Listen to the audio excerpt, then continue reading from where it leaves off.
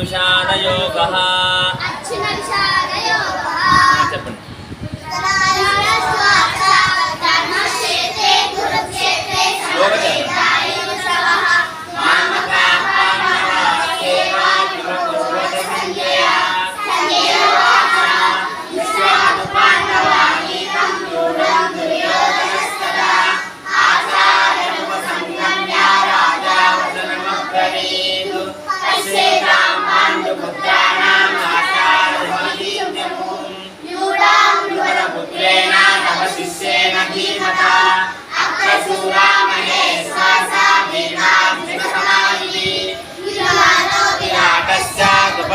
महारथः केतुस्य पितामहः काशीराजस्य वीर्यवान् पुरुजितो कुन्तिभोजश्च यश्च नरपुङ्गवः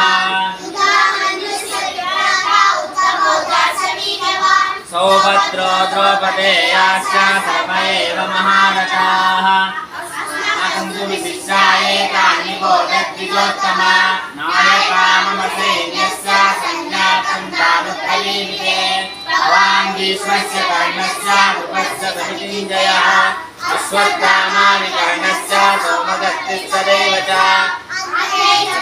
शूरा मदत्ते चक्रजीविताः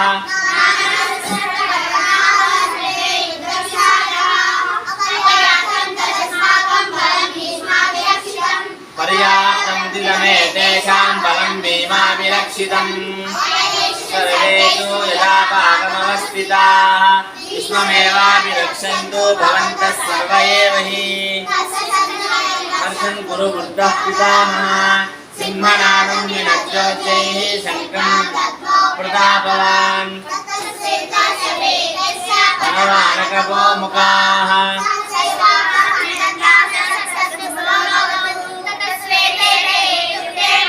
चन्दने स्थितो मानवः पाण्डवः सेवा सङ्गोपदं मधुः ऋषिकेशो देवदत्तं धनञ्जयः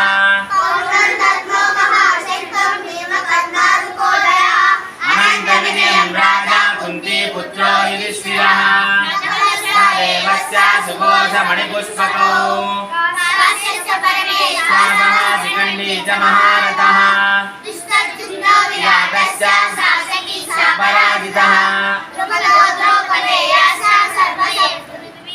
सर्वश पृथिवीपते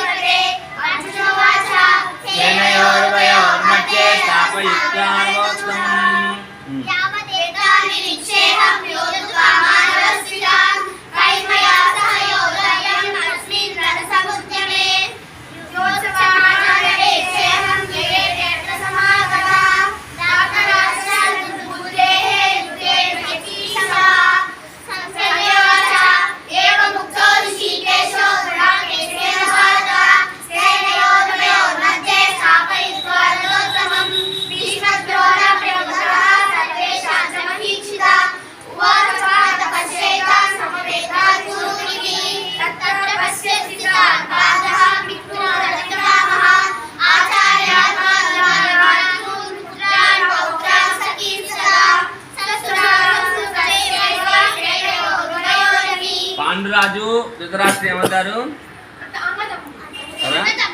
ధృతరాష్ట్రుడికి ఎంతమంది?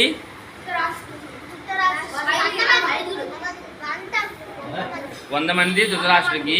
పాండవులేమో 5. పాండురాజుకి 5 కొడుకులు. ధృతరాష్ట్రుడికి 100 మంది. పాండురాజు పాండురాజు భార్య పేరేంటి? కుంతీదేవి, మాద్రి అని 2 భార్యలు ఆయనకి. పాండురాజు ఆరోగ్యం బాగోక అనారోగ్యం చనిపోతే ఆయనతో పాటు మాద్రి అనే ఆవిడ ఆయనతో పాటు సతీ సహగమనం అంటే భార్యతో పాటు భర్తతో పాటు ఆవిడ కూడా నిప్పుల్లోకి వెళ్ళిపోతుంది. ఆవిడ వాళ్ళ పిల్లలిద్దరిని నకులుని సహదేవుడిని కుంతీదేవికి అప్పచెప్తుంది. మొత్తం ఎంతమంది? కుంతీదేవికి 3, ధర్మరాజు, భీముడు, అర్జునుడు. అయితే ముగ్గురు కదా. మాద్రి అనే ఆవిడకి ఇద్దరు, నకులుడు, సహదేవుడు. సహదేవుడు, నకులుడు ఎవరు? మాద్రి కొడుకుడు. మాద్రి గారు చనిపోతుంది కదా. మాద్రిదేవి ఆ అర్జునుడు ఆయనతో పాటు పాండురాజుతో చనిపోతుంది కాబట్టి నకులుని, సహదేవుడిని అక్కకి అప్పచెప్తుంది. అప్పచెప్తే మొత్తం ఎంతమంది అయ్యారు? 5గురు కదా. కొంతకాలం ఆయన రాజ్యం పరిపాలిస్తాడు కదా. ధృతరాష్ట్రుడు గుడ్డివాడు కదా, ఆయన కళ్ళు లేదు కాబట్టి పాండురాజు కొంతకాలం రాజ్యాన్ని పరిపాలిస్తాడు. అన్నగారిని పక్కన పెట్టుకుని ఆయన కొంతకాలం తర్వాత అనారోగ్యం చనిపోతాడు కదా. చనిపోయిన తర్వాత ధృతరాష్ట్రుడు కొడుకు దుర్యోధనుడికి దుర్బుద్ధి కలుగుతుంది. దుర్బుద్ధి కలిగి వాళ్ళని అరణ్యంలో నానా చిత్రహింసలు పెడతారు కదా. మీకు కథ చెప్పాను కదా. కొట్టడం, భోజనం లేకుండా తిరగడం, భోజనం లేకుండా చేయడం వాళ్ళని ఆ కృష్ణ పరమాత్మ ఏమిస్తాడు వాళ్ళకి? దొరకడానికి ఏమిస్తాడు? అక్షయ పాత్ర. అక్షయ పాత్ర అంటే దాంట్లో ఒక పాత్ర అనమాట, ఇత్తడి పాత్ర ఉంటుంది. దాంట్లో ఏం పెడితే దానికి రెట్టింపు వస్తుంది అనమాట. అప్పుడు అరణ్యంలో ఉన్నప్పుడు మీరేం బాధపడకండి, నేను ఉన్నా అని చెప్పి మీరు నన్ను ఎప్పుడు తలుచుకుంటే అప్పుడు మీకు ముందు నేను ప్రత్యక్షం అవుతానని చెప్పి కృష్ణ పరమాత్మ అనుగ్రహం చేస్తాడు. అప్పుడు అర్జునుడు, ధర్మరాజు, భీముడు, నకుల, సహదేవుడు కృష్ణ పరమాత్ముడిని సదాకాలం లేచిన దగ్గర నుంచి రాత్రి పడుకునే దాకా ఏ సమయంలో బాధ ఉన్నా లేకపోయినా పరమాత్ముడిని స్మరిస్తూనే ఉంటారు. కృష్ణాయ వాసుదేవాయ హరయే పరమాత్మనే ప్రణత క్లేశనాశాయ గోవిందాయ నమో నమః. అడుగు తీసి అడుగు పెడితే